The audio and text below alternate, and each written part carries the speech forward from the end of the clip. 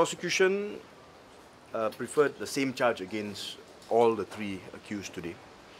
And of course, before the charges were read, we took objection, and the objection was based on the fact that the court did not have jurisdiction to take a plea from the accused. Because if you look at the Constitution makes it quite clear that the court only has jurisdiction for offences which are known in law. And it is our submission that because Section 9(5) has been struck down as unconstitutional by the Court of Appeal, that section is no longer an offence in law, insofar as we are concerned. Now, if it's not an offence known in law, then of course this court cannot assume jurisdiction over the matter, and this is the reason why we said that the court cannot take a plea.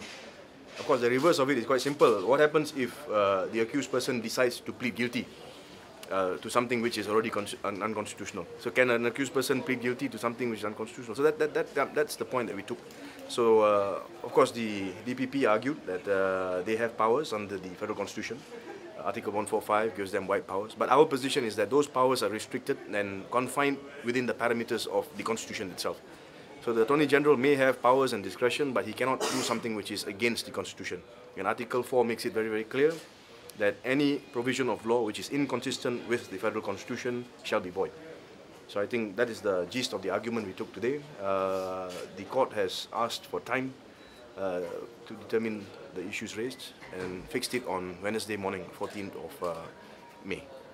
Section 9(5) specifies a punishment for violating the terms. Yes, it's an offence. If you look at the charge, it talks about satu kesalahan di bawah Section 9(5). So the question that I raised is there such a kesalahan di bawah Section 9(5) having regard to the decision of the Court of Appeal on the 25th of April this year? So can you say that a postponement has been, they've seeked a postponement even before the recharging can even take place? No, I don't think because I don't think we'll go into that. As far as we are concerned, they have not yet been charged.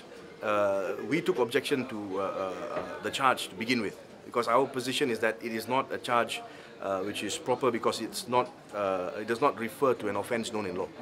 So I think the learned judge is going to decide now whether or not they should actually be charged and pleas should be taken from them and so forth, and that will be done on Wednesday morning. Kes hari ini sepatutnya pendakwaan hari ini, sebab hakim menyebut dengan jelas tadi, kalau kamu kenapa dia masuk dan dia minta balik tangguh, bagi saya mudah. Peguam negara hanya memainkan peranan ketakutan Barisan Nasional sekarang yang cuba tak boleh berdepan secara politik dengan pimpinan rakyat. Sekarang ni dia cuba untuk salah gunakan proses undang-undang dan menghilangkan kelayakan dan termasuk memenjarakan satu demi satu pemimpin rakyat yang ada hari ini. Dan saya merasakan dan saya cukup yakin ini merupakan salah satu daripada skrip mereka.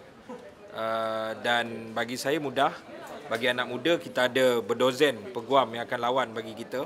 Saya ucap terima kasih hari ini kepada Gobin Eric yang muncul membela secara sukarela, dan kepada anak muda yang lain terus bangkit. Hanya satu perlawanan je, yang ini pusingan yang terakhir yang saya yakin Najib akan jadi Perdana Menteri terakhir bagi UMNO dan Barisan Nasional.